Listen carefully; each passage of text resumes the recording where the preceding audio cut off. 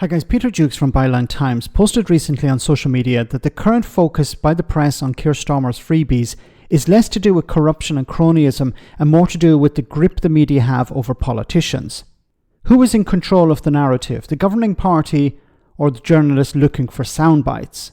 Let's be clear, if the media were truly concerned about corruption, they would have run story after story about it when the Conservatives were in power. But with the exception of maybe Boris Johnson and his flat, the grip millionaires, billionaires and big business has on politicians is rarely mentioned. Here Jess Philips tried to steer the conversation away from freebies, but failed. Keir Starmer and the stories about freebies. Personally, what do you make of what you're hearing? Do you think it's damaging for your government at this stage to have all that going on?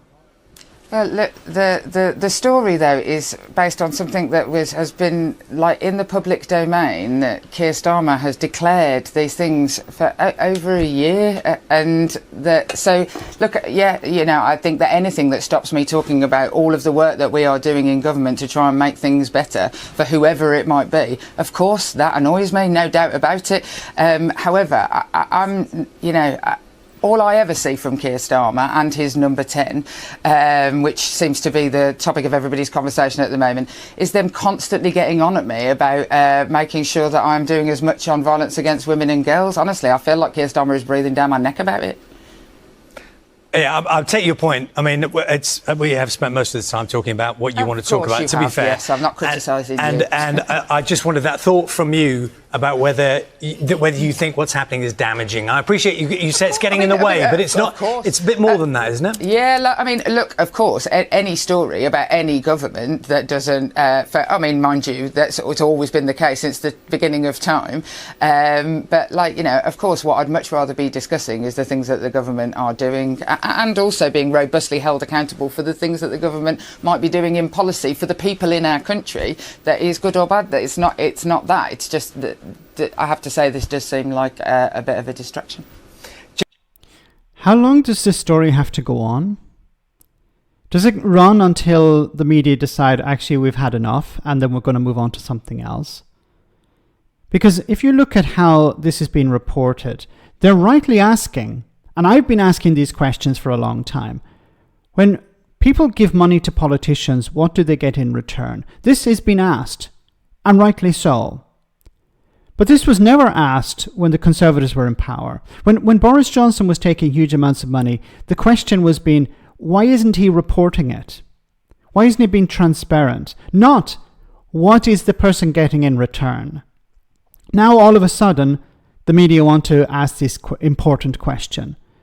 But they're focusing on small amounts. They're focusing on sunglasses or glasses or suits or clothes or tickets to a football match, which, yes, are in a sense important, but is small fry when it comes to the massive amounts of money that politicians receive from all parties, or the mainstream parties, Labour and the Conservatives, the ones who are actually in power, the ones who, if you give money to, you get something in return. See, it seems to be the case that the media is instead focusing on the small amounts and not on the big amounts. Why is that the case? Maybe what Peter Jukes said is right.